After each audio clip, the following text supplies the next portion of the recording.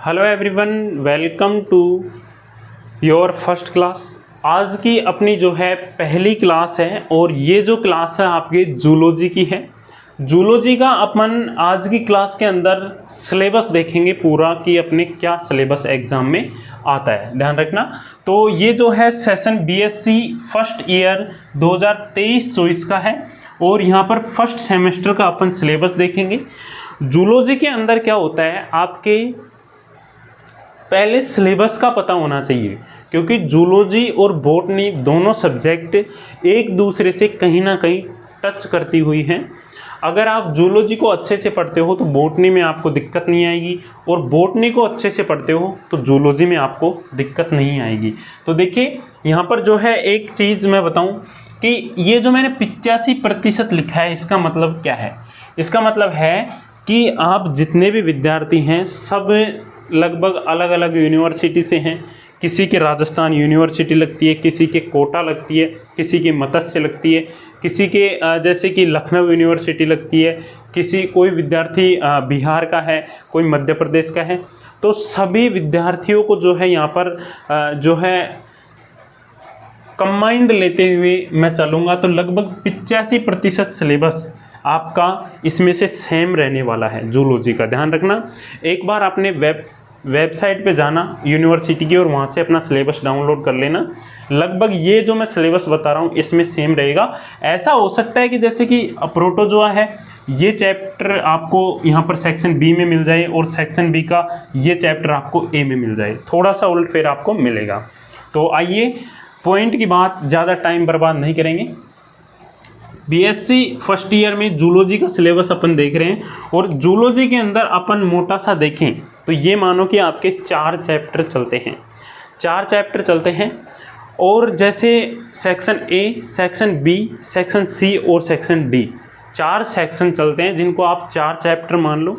और इन चारों चैप्टरों में अपन को पॉइंट पढ़ने हैं। तो देखिए ये आपका चैप्टर मैं फर्स्ट मानता हूँ और इसके अंदर अपन को ये पॉइंट पढ़ने हैं जो ये मैंने यहाँ पे लिखे हैं।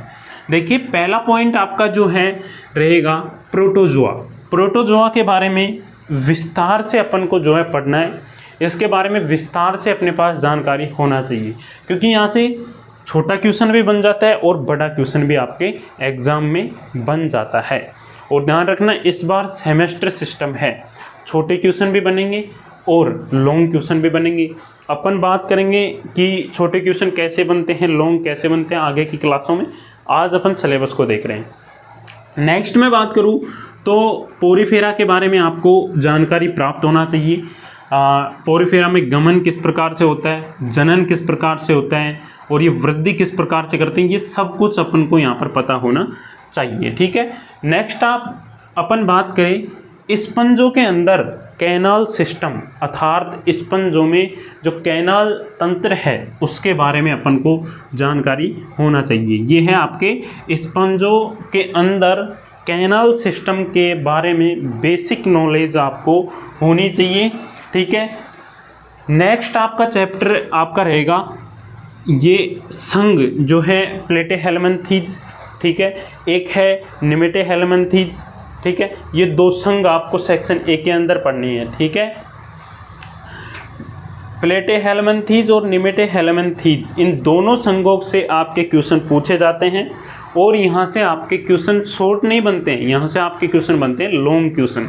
ठीक है। देखेंगे किस तरीके से होता है। तो आपके 3 चैप्टर तो अर्थात फर्स्ट चैप्टर के अंदर 3 बिंदु तो ये हो गए, चौथा बिंदु आपके ये संघ हैं, और एक आपके एस्केरिस के बारे में अपन को फुल पढ़ना है, जो कि आप सभी को पता है ये सब कुछ आपको 12th क्लास में ही देखने को मिल गया था।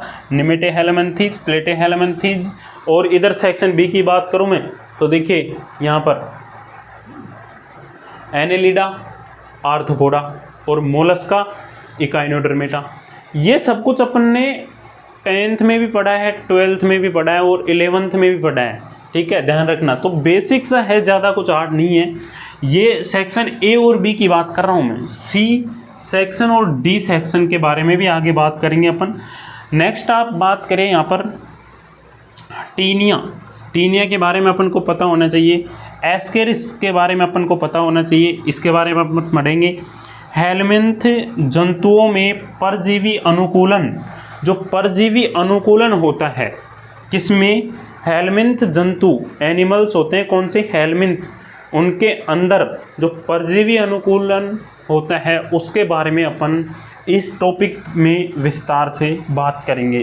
तो टोटल आपके सेक्शन ए के अंदर 1 2 3 4 5 6 7 8 टॉपिक हैं और इन 8 के 8 टॉपिकों को अपन विस्तार से क्लास के अंदर बात करेंगे। अब मैं चलूँ सेक्शन बी की तरफ।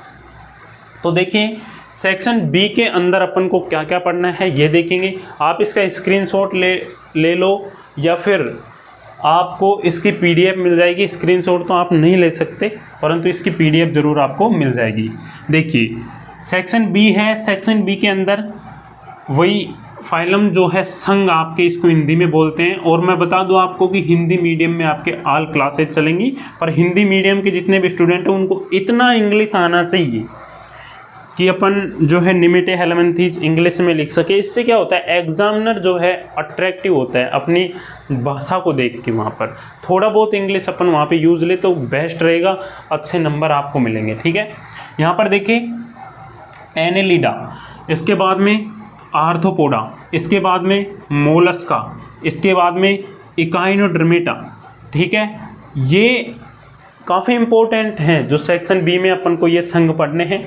इसके बाद में सेक्शन बी में क्रेस्टेशिया के लार्वा और कीटों में कायांतर, ये लार्वा वगैरह ये तो यहाँ से शॉर्ट क्वेश्चन आ जाता है और लॉन्ग भी बन जाता है। कीटों में कायांतर ये क्वेश्चन आया हुआ है।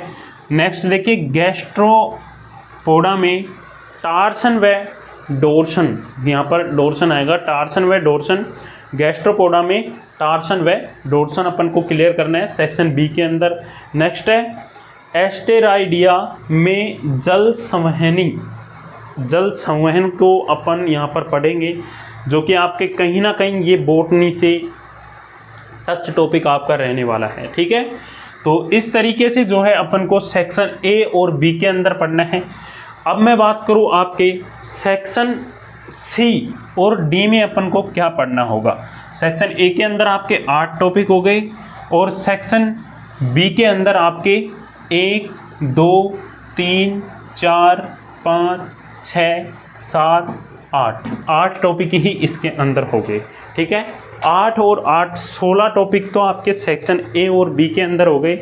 अब अपन बात करेंगे सेक्शन सी की। तो अपने जो है सेक्शन सी वो है, इसके अंदर अपन को एक टॉपिक तो ये देखना है जो है आपका प्रोटोकोल-डेटा। ठीक है, प्रोटोकोल-डेटा जो है यहाँ से भी क्वेश्चन काफ़ी पूछे जाते हैं। नेक्स्ट आपका इसके अंदर टॉपिक रहेगा प्रतिगामी कायांतर। प्रतिगामी कायांतर जो है इसके अंदर अपन को कायांतर देखना है। नेक्स्ट अपना रहेगा एग्नेथा। एग्नेथा के बाद में अपना रहेगा पाइसिस जो है पाइसिस, जो कि इसके अंदर भी अपन को काफ़ी कुछ देखना पड़ेगा। नेक्स्ट है फिशेज, इसके अंदर मैंने ये आल लिखा है, इसका मतलब है इनके जो सल्क हैं, पंख हैं, कितने प्रकार की होती हैं, इनका वर्गीकरण, सब कुछ अपन को पढ़ना है। और ये बहुत ही इम्पोर्टेंट टॉपिक आपका जो है जूलॉजी का हो जाता है आपके। एक तो ये इम्पोर्टेंट टॉपिक हो जाता है, मैं बोल रहा हूँ वो लगा लेना, ध्यान रखना। एक ये आपके इम्पोर्टेंट टॉपिक हो जाता है और एक आपका सर्प का जो है इम्पोर्टेंट हो जाता है, जो कि स्नैक से रहा। स्नैक्स की जो है बिटिंग अर्थात इसके दंत विन्यास, ये जो स्नैक्स है मतलब सांप है, ये किस तरीके से अब इंसान को काटता है और कौन से दांतों से जो है इसके जहर इंसान के अंदर प्रवेश करता है। आगे ये वेनोमस लिख रखा है, इसका मतलब जहर होता है। अर्थात सर्प जो है दो प्रकार के पाए जाते हैं, एक तो जहरीले होते हैं और एक बिना जहर के होते हैं। ठीक है, इसको विस्तार से अपन देखेंगे। यहाँ पर फिशेज जो है अर्थात मछलियों के बारे में विस्तार से पढ़ना है। वर्गीकरण कितने प्रकार की होती है, नाम सुना होगा आपने, तारा मछली, व्हेल, ये सब कुछ अलग अलग प्रकार की होती है। ठीक है, इनके बारे में देखेंगे। हथौड़ा मछली, वो सब कुछ यहाँ पर देखेंगे क्लास के अंदर। ठीक है, तो आपके जो है सेक्शन सी, यहाँ पर कितने टॉपिक हुए, 1 2 3 4 5 टॉपिक आपको सेक्शन सी से मिलते हैं। अब सेक्शन डी की तरफ चलें तो यहाँ पर एम्फीबिया जो है काफ़ी अच्छा टॉपिक है और इम्पोर्टेंट भी है, और यहाँ से क्वेश्चन भी आपके पूछे जाते हैं। ठीक है, इसके बाद में सेक्शन डी में जो है दूसरा टॉपिक, या फिर चैप्टर नंबर 4 के अंदर दूसरा टॉपिक आपका हो जाएगा उभयचारी जंतुओं में पैतृक रक्षण। जो है उभयचारी जंतुओं के अंदर जो है पैतृक रक्षण उनके कौन कौन से हैं वो अपन यहाँ पर बात करने वाले हैं। नेक्स्ट है रेप्टिलिया के बारे में अपन देखेंगे विस्तार से, जो कि अपन को सेक्शन डी में देखना है। नेक्स्ट जो है मैं बात कर रहा था अभी, स्नेक्स अर्थात सर्प, इसको हिंदी में भी लिख सकते हैं अपन सर्प। अब ये जो सर्प होते हैं ये कितने प्रकार के होते हैं, ठीक है, और इनका वर्गीकरण। दूसरा इनका सबसे इम्पोर्टेंट आपके यहाँ पर होता है वेनोमस अर्थात जहर, ये जहरीले होते हैं। वो कौन कौन से होते हैं, और उनके जो है बाइटिंग की क्रिया है वो इंसान को डसते हैं। तो जो सर्पदंत होते हैं वो किस तरीके से कार्य करते हैं, ठीक है, किस तरीके से जहर मनुष्य के अंदर फैलता है, वो सब कुछ अपन को कहाँ पे पढ़ना है, इस टॉपिक के अंदर पढ़ना है, और काफ़ी इम्पोर्टेंट टॉपिक आपका ये हो जाता है। ठीक है, ध्यान रखना, इम्पोर्टेंट टॉपिक आपका ये हो जाता है। नेक्स्ट है एविस के बारे में नॉर्मल अपन को बेसिक देखना है। और एक और इम्पोर्टेंट आपका बर्ड्स अर्थात पक्षियों के बारे में पढ़ना है। पक्षियों के पंखों के प्रकार पढ़ने हैं। ठीक है, पक्षियों में पंखों के प्रकार पढ़ने हैं। उड्डयन अनुकूलन, कौन से वातावरण में ये उड़ने में सक्षम होते हैं वो अपन को देखना है। दूसरी बात, पक्षियों के वर्गीकरण, ठीक है, इनके वातावरण या इनके रहन सहन, जैसे कि अपन इंसान के बारे में यहाँ पर स्तनियों आगा क्या आ गया, मैमल्स के अंदर अपन को दंत विन्यास पढ़ना है, इनका वर्गीकरण पढ़ना है, इनका बेसिक सब कुछ, बेसिक से लेके हाई तक सब कुछ पढ़ना है। ठीक है, मैमल्स को हिंदी में बोलते हैं स्तनधारी, स्तनधारियों के बारे में अपन को पढ़ना है। स्तनधारियों में ही अपन आते हैं, ध्यान रखना। ठीक है, तो अपन को सब कुछ यहाँ पर देखना है। ठीक है, देखिए अब यहाँ पर दो चीज़ मैं बात करूँ, 1 2 और 3 टॉपिक, इन तीनों टॉपिकों को इम्पोर्टेंट लगा लेना और इनको लिख लेना। ठीक है, वीडियो को रोक के आपको लिख लेना है, या फिर कम स्पीड में करके देखो। ठीक है, यहाँ पर स्नैक्स का मैं इम्पोर्टेंट आपको अच्छे से बताऊंगा। बर्ड्स का अपन थोड़ी सी यहाँ पर चर्चा कर लेते हैं आज की क्लास के अंदर।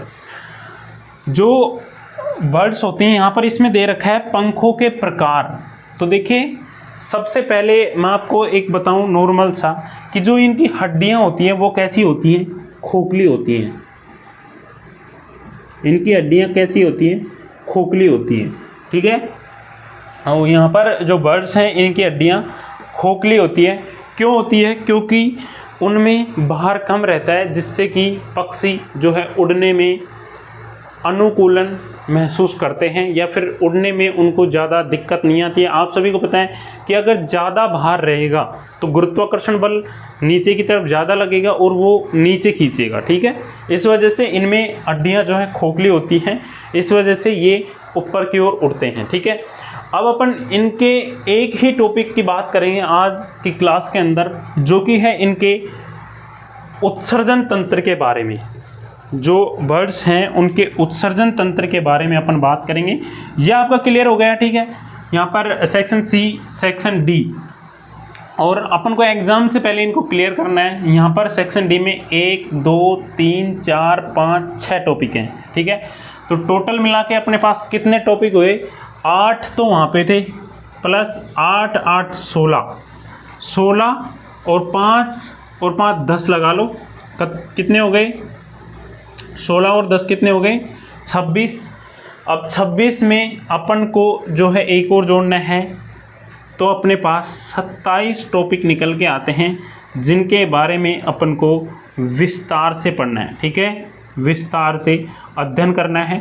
अब इन 27 टॉपिकों को अपने अपने सिलेबस में देखिए कि कौन कौन से टॉपिक अपने पास नहीं है, उन टॉपिकों को अपन यहाँ पर ऐड कर देंगे। ठीक है, बता देना आप। देखो अब यहाँ पर जो है बात करेंगे अपन वर्ड्स के बारे में।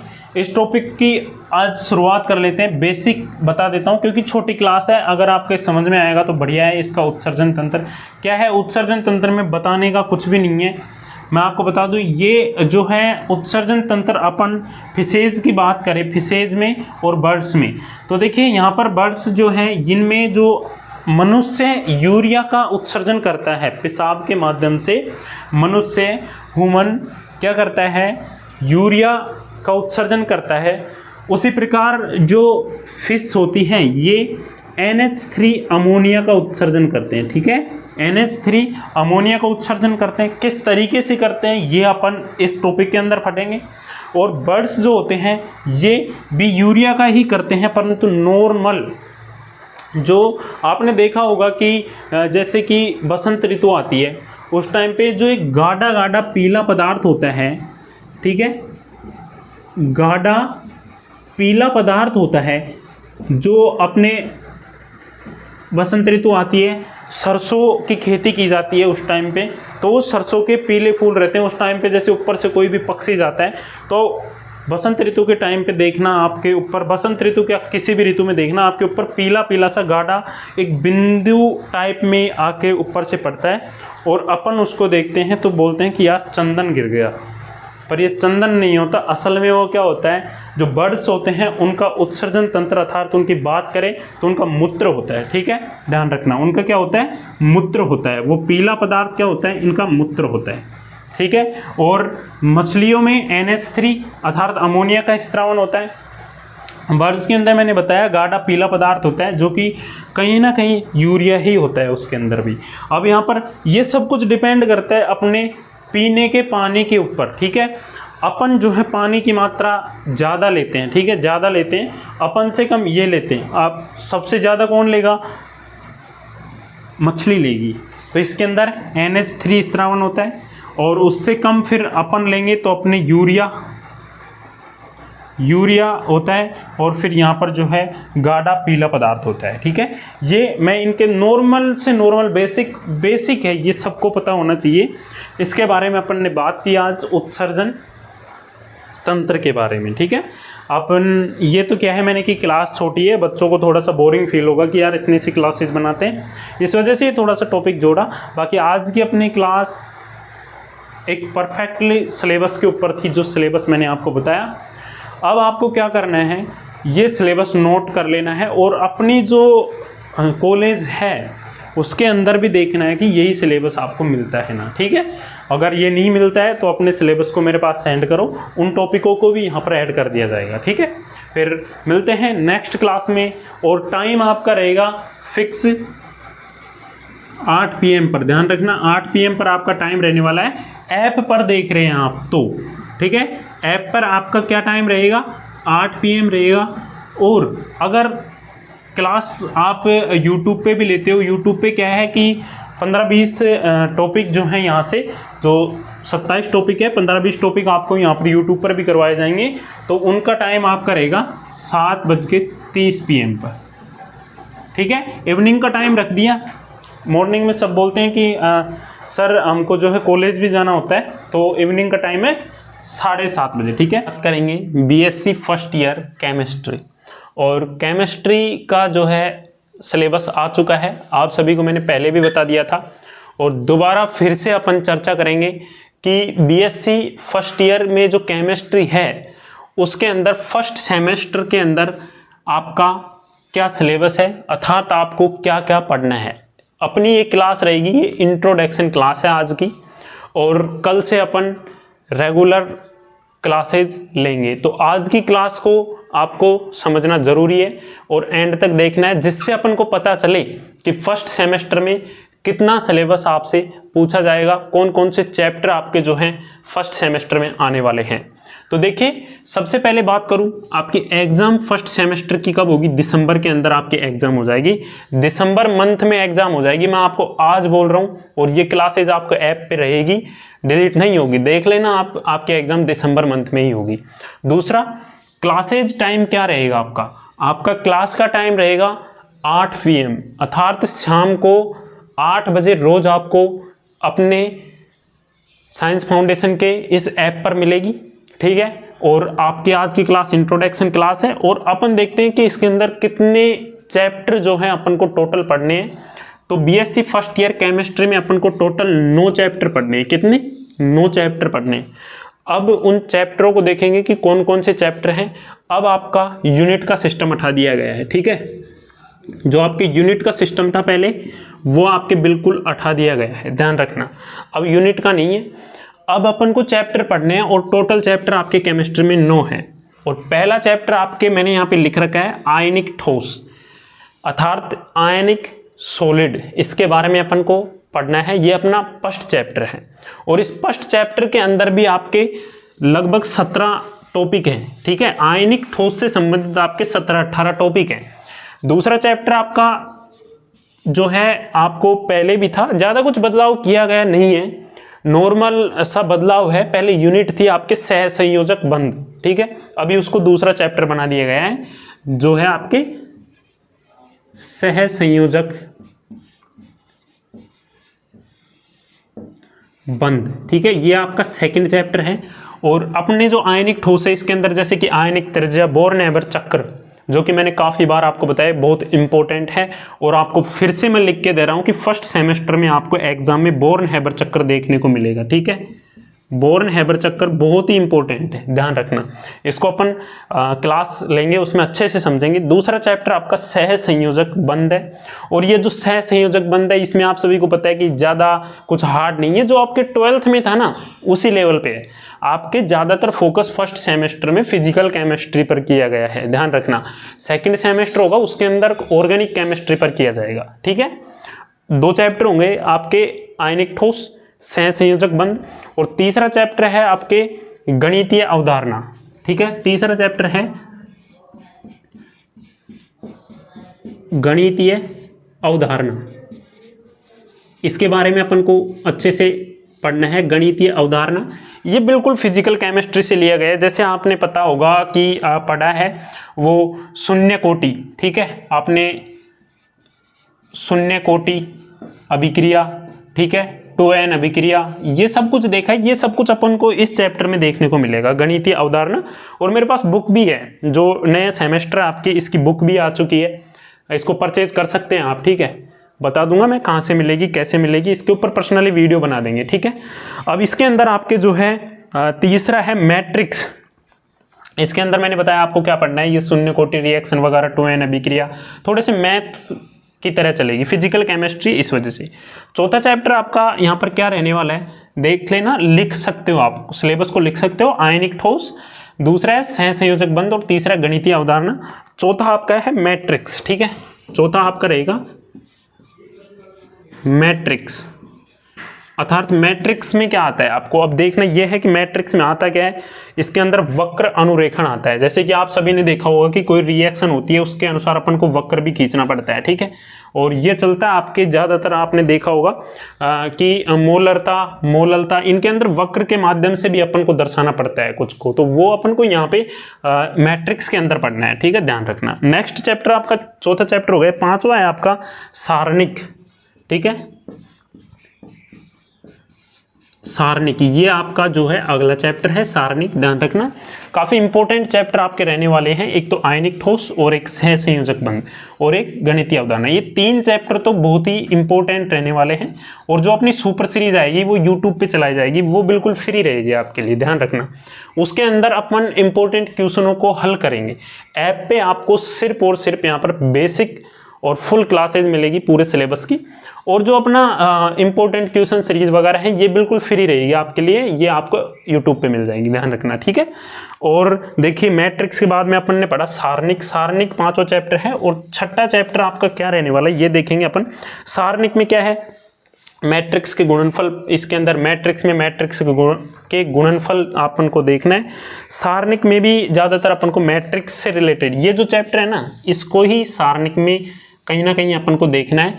इसको क्लियर करेंगे तो सारणिक अपने समझ में आएगा, ठीक है। नेक्स्ट चैप्टर आपके रहेगा द्रव अवस्था, ठीक है, द्रव अवस्था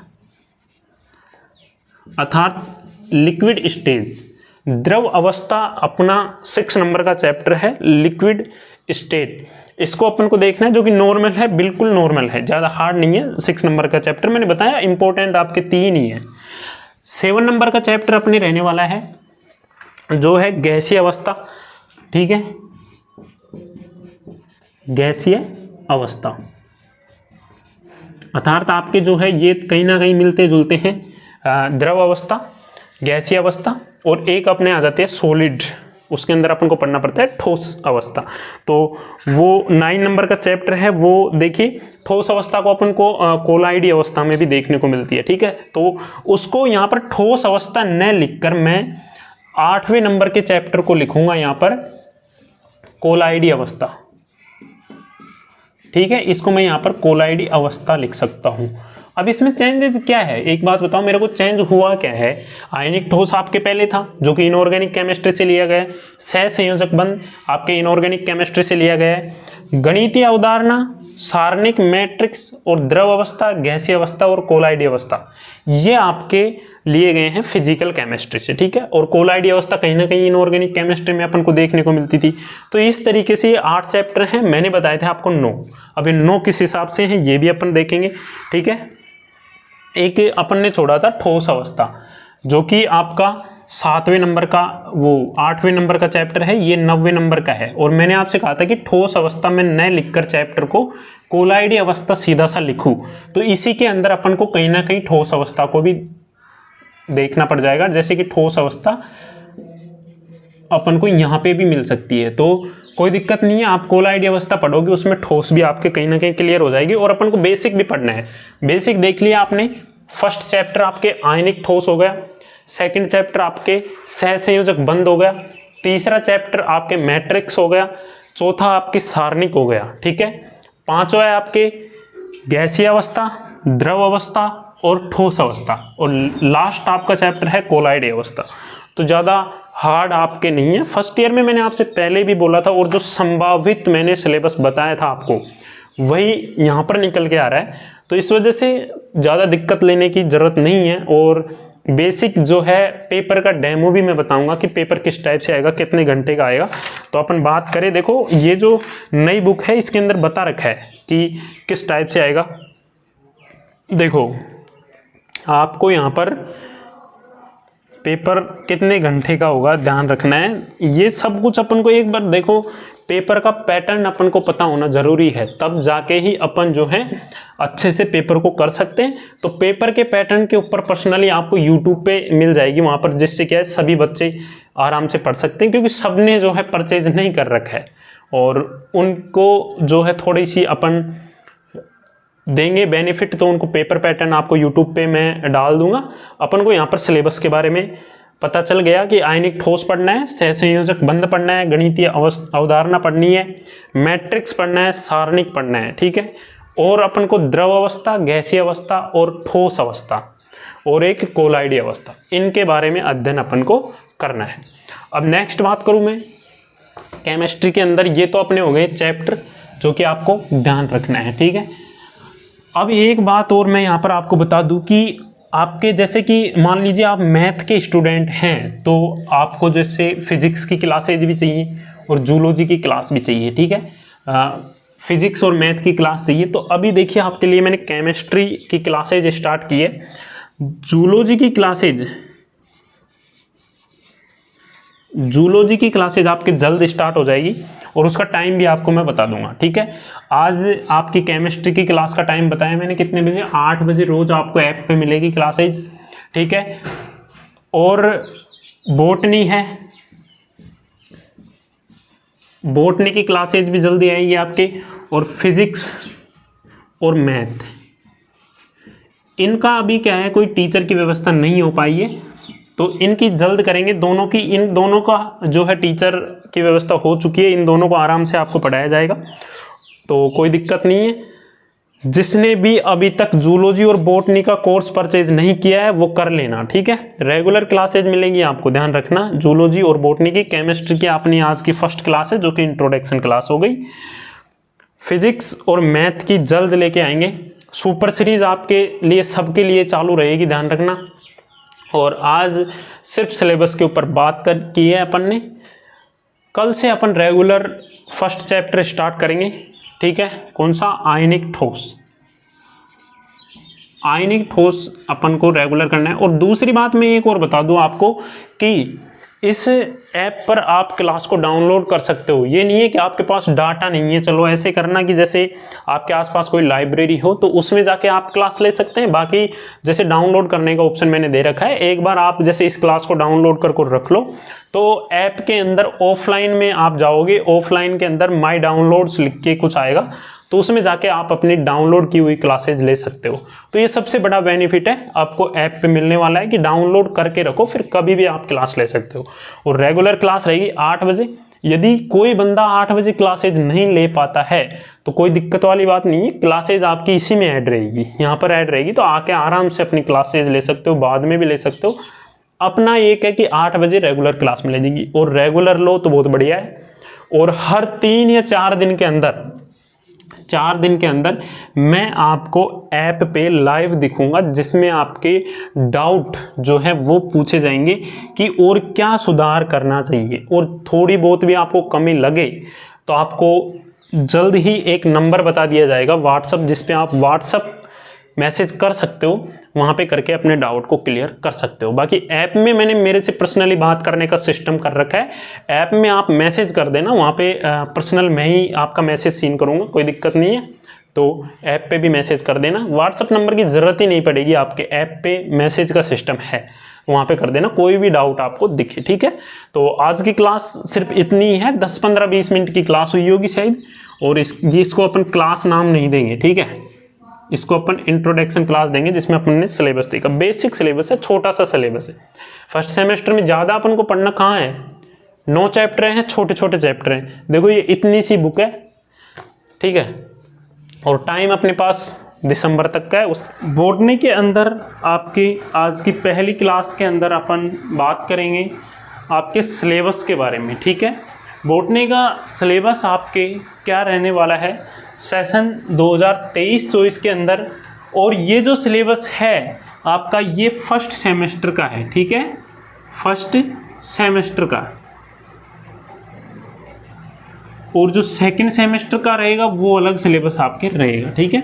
फर्स्ट सेमेस्टर का सिलेबस है बीएससी फर्स्ट ईयर 2023-24 का जो सेशन है, ठीक है, ध्यान रखना। अब देखिए यहाँ पर जो आपके बॉटनी है इसमें 4 यूनिट चलती है। जूलॉजी का सिलेबस मैंने आपको बता दिया है, और जूलॉजी की रेगुलर क्लासेज आपके स्टार्ट हो चुकी हैं। आज बॉटनी के सिलेबस के ऊपर बात करेंगे अपन। तो बॉटनी का सिलेबस है यूनिट 1, यूनिट 2, यूनिट 3 और यूनिट 4, अर्थात 4 यूनिट अपन को यहाँ पर पढ़ने हैं। जूलॉजी में मैंने आपको बताया था,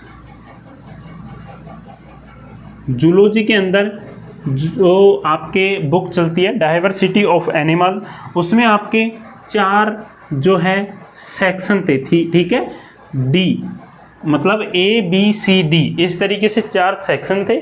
और उनके अंदर अपन ने टॉपिकों के ऊपर चर्चा की थी कि भाई उन 4 सेक्शनों के अंदर कौन कौन से टॉपिक पढ़ने हैं। यहाँ पर बॉटनी के अंदर अपन को यूनिट पढ़नी है, ठीक है। बॉटनी के अंदर अपन को क्या करना है, बॉटनी के अंदर अपन को यूनिट पढ़नी है। और कितनी यूनिट पढ़नी है, 4 यूनिट पढ़नी है। जो पहली यूनिट आपकी ये रही, दूसरी यूनिट ये रही, तीसरी ये रही, और चौथी यूनिट आपकी ये रही। अब इनके अंदर कौन कौन से टॉपिक हैं और किस तरीके से जो है अपन को बॉटनी की तैयारी करनी है, सिलेबस को मद्देनज़र रखते हुए, ठीक है। अब काफ़ी विद्यार्थी होंगे वो कहेंगे कि सर हमने जो है कोर्स तो ले लिया ऐप पर, परंतु यहाँ पर जो है सिलेबस हमारा मैच नहीं हो रहा है। तो देखो लगभग सभी यूनिवर्सिटी का सिलेबस 85% सेम रहता है, 85% सेम रहता है और 15% जो है सिलेबस अलग हो जाता है, ठीक है। और ये 15% डिफरेंट हो जाता है, इसका आपको क्या करना है, मेरे पास टॉपिक भेजने हैं कि सर इसके अंदर आपने ये टॉपिक नहीं बताए जो हमारी यूनिवर्सिटी में है, उन टॉपिकों को इनकी क्लास के अंदर ऐड कर देंगे। और ज़्यादा डिफरेंट नहीं आएगा, इतना आ सकता है जैसे कि एल्गी है, सहवाल का टॉपिक आपको जो है यूनिट सेकंड में देखने को मिल जाए और यूनिट सेकंड का टेरिडोफाइटा का जो है टॉपिक आपको यहाँ देखने को मिल जाए। इतना उल्टफेर हो सकता है, चैप्टर ऊपर नीचे हो सकते हैं, परंतु सिलेबस सबका लगभग 85% सेम रहता है। तो नो टेंशन तरीके से अपनी पढ़ाई को करो। सुपर सीरीज़ अपन स्टार्ट करेंगे, सुपर सीरीज़ में जो नहीं करवाया जा रहा है उसको भी करवाया जाएगा, ठीक है। तो सुपर सीरीज़ भी अपनी आ जाएगी, इम्पोर्टेंट क्वेश्चनों की रहेगी वो। तो आइए बात करते हैं यूनिट फर्स्ट के अंदर अपन को क्या क्या पढ़ना है, कौन कौन से टॉपिक पढ़ने हैं। तो यूनिट फर्स्ट के अंदर अपन को एल्गी अर्थात सहवाल के गुण अर्थात इनके कैरेक्टर, इनके आवास, इनके प्रजनन और इनके जीवन, इनका जो लाइफ साइकिल है, जीवन चक्र है, उसके बारे में अपन को यहाँ पर देखना है। कुल मिला के मैं बात करूँ तो सहवालों की बेसिक से लेकर हाई तक अपन को स्टडी करनी है, ठीक है। यूनिट फर्स्ट के अंदर जो पहला टॉपिक आपका है, इसके अंदर सहवालों के बारे में अपन को पढ़ना है। नेक्स्ट मैं बात करूँ फंगी अर्थात कवक इनको बोलते हैं, हिंदी और इंग्लिश दोनों भाषा का यूज़ लेना है एग्ज़ाम के अंदर। यदि आप प्योर हिंदी लिखते हो तो आपको नंबर थोड़े बहुत वहाँ पर कम मिल सकते हैं, और यदि आप जैसे कि सहवाल लिखा और सहवाल के आगे जो है ब्रैकेट के अंदर एल्गी लिखते हो तो आपको जो है वहाँ पर नंबर फुल में से फुल मिलेंगे। ध्यान रखना, जूलॉजी और बॉटनी का यही एक ज़्यादा नंबर लाने का सिद्धांत है, ठीक है। फंगी के जो है कवक के गुण, संगठन और इनके सेल वेल अर्थात कोशिका भित्ति, और इस कोशिका भित्ति के ऊपर मैंने क्लासेज बना दी हैं और वो क्लासेज आपको यूट्यूब पे मिल जाएंगी। यूट्यूब पे लेना चाहो तो अभी ले लो, वरना अपनी जो अपनी क्लासेज चलेंगी ये ऐप पर, तो इनमें तो आपको करवाया ही जाएगा, नो टेंशन रहो, ठीक है। यहाँ पर फंगी हो गया। नेक्स्ट है types studies of fungi members, जो मेंबर हैं किसके, फंगी के अर्थात कवक के जो सदस्य हैं, कवक फैमिली के जो सदस्य हैं कितने हैं, 2 हैं, ठीक है। उन दोनों सदस्यों के ऊपर बात करेंगे और उन दोनों सदस्यों के बारे में विस्तार से अपन को पढ़ना है। पहले तो फंगी के बारे में जानकारी लेनी है, इसके गुण, इसके संगठन, इसकी कोशिका भित्ति, ठीक है, और फिर बाद में इसके 2 सदस्य हैं उनके बारे में आपको पढ़ना है। नेक्स्ट है लाइकेन, ठीक है, अर्थात सहवाक, ठीक है। इस नाम से कंफ्यूज हो जाते हैं बच्चे, ये सहवाक क्या है, वो बोलते हैं कि ये मिसप्रिंट आ गया और वो समझ रहे थे इसको सहवाल, ठीक है। इस वजह से मैं बोलता हूँ कि इंग्लिश के ऊपर थोड़ा सा फोकस करना, इंग्लिश के ऊपर फोकस करना, इंग्लिश का वर्ड जो है वहाँ पर राइट माना जाएगा। और देखो यहाँ पर सहवाक है तो बच्चे सोचेंगे कि यार ये है क्या सहवाल, और सहवाल की स्पेलिंग होती है एल्गी, ठीक है। और इन दोनों में बच्चे जो है डिफरेंट कर लेते हैं और आंसर को गलत करके आते हैं। इस वजह से ध्यान रखना, लाइकेन अर्थात सहवाक होता है, सहवाल नहीं होता है। सहवाल की स्पेलिंग एल्गी है और सहवाक की स्पेलिंग लाइकेन है। हालांकि वहाँ पर आपको इस तरीके से लिखेड़ा मिलेगा, परंतु मैंने ये ऐड कर दिया सहवाक क्योंकि काफ़ी एग्ज़ाम के अंदर सहवाक पूछा जाता है।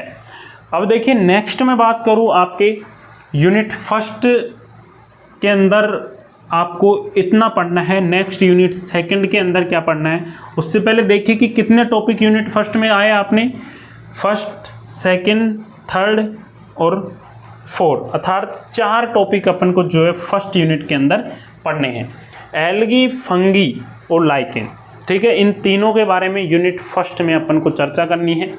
नेक्स्ट है यूनिट सेकंड, इसके अंदर अपन को पढ़ना है ब्रायोफाइटा और ब्रायोफाइटा के मेंबर्स अर्थात ब्रायोफाइटा के सदस्य। कुल मिला के बात करूं, types studies of bryophyta members, इनके बारे में अपन को पढ़ना है। पहले ब्रायोफाइटा की बेसिक से लेकर हाई तक जानकारी लेनी है, इनके गुण, इनके जो है वर्गीकरण, सब कुछ अपन को देखना है। फिर मैं बात करूं टेरिडोफाइटा।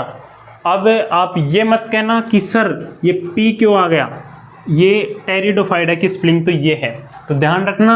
हालांकि स्पेलिंग पे आपका ज़्यादा फोकस नहीं रहना चाहिए, बाकी ये पी यहाँ पर साइलेंट है, ठीक है, और स्पेलिंग PTE इस तरीके से आएगी और बोला टेरिडोफाइटा जाएगा इसको, ठीक है। आप हिंदी में याद रखना, कंफ्यूज होने की ज़रूरत नहीं है। नेक्स्ट आपको फोसिल टेरिडोफाइटा राइनिक जो टॉपिक है इसके बारे में देखना है। ये जो है आपके सेकेंड यूनिट का नहीं है, सेकेंड यूनिट में ये दो ही हैं आपके, दो टॉपिक हैं आपके, ठीक है। थर्ड यूनिट का चल रहा है ये, इधर थर्ड यूनिट है और थर्ड यूनिट के आपके दो टॉपिक हैं। पहला है टेरिडोफाइटा और दूसरा है फोसिल टेरिडोफाइटा राइनिक और तीसरा है टेरिडोफाइटा में संवहन के बारे में पढ़ना है टेरिडोफाइटा के, और फोसिल टेरिडोफाइटा राइनिक के बारे में देखना है और टेरिडोफाइटा के बारे में पढ़ना है। अर्थात इसके अंदर टेरिडोफाइटा, सेकेंड यूनिट के अंदर ब्रायोफाइटा और फर्स्ट यूनिट के अंदर algae fungi, types of studies of fungi members, बाकी लाइकेन, सहवाग के बारे में पढ़ना है। ये हो गए आपके 3 यूनिट। चौथी यूनिट जो है इसमें पढ़ना है अपन को जिम्नोस्पर्म एंड जिम्नोस्पर्म के सदस्यों का लाइफ साइकिल अर्थात जीवन चक्र। अब इसके जिम्नोस्पर्म के सदस्य कौन कौन से हैं? 2 सदस्य हैं इसके, ठीक है। उन दोनों सदस्यों के ऊपर अपन चर्चा करेंगे। नेक्स्ट आपके चौथी यूनिट है, इसके अंदर जो है जिम्नोस्पर्म के बाद आपके आ जाता है एंजियोस्पर्म, ठीक है।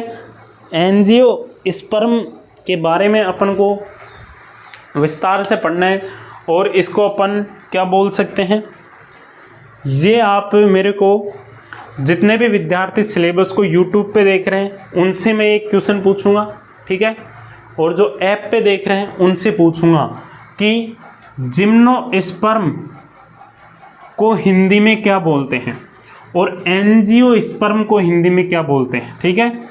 जिम्नोस्पर्म को और एंजियोस्पर्म को हिंदी में क्या बोलते हैं, कमेंट बॉक्स में ज़रूर बताना।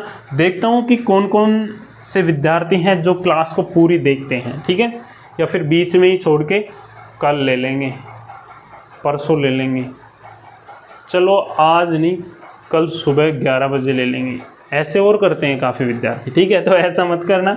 और जिम्नोस्पर्म और एंजियोस्पर्म इन दोनों के हिंदी नाम कमेंट बॉक्स में मेरे को मिलने चाहिए।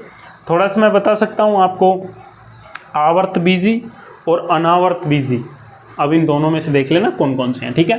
तो इस तरीके से ये है आपके बीएससी फर्स्ट ईयर का सिलेबस बॉटनी का, जो आपका फर्स्ट सेमेस्टर का है, और इसको अपन बिल्कुल बारीकी से चलेंगे करते हुए। और 1-2 क्लास मैंने बनाई है, वो अपन को बेसिक पता होना चाहिए कि जूलॉजी और बॉटनी को पढ़ने से पहले कोशिका एनिमल सेल्स के बारे में पता होना चाहिए और प्लांट सेल्स के बारे में पता होना चाहिए, अर्थात पादप कोशिकाओं के बारे में पता होगा तो अपन यहाँ पर बॉटनी में काम आएगी, और एनिमल सेल्स के बारे में अपन को पता होगा तो वो जूलॉजी में काम आएगा, ठीक है। फिर मिलते हैं नेक्स्ट क्लास में। आज आपकी छोटी सी क्लास है, थोड़ा सा सिलेबस है फर्स्ट सेमेस्टर का, इसको अपन को दिसंबर से पहले जो है कवर करना है, ठीक है।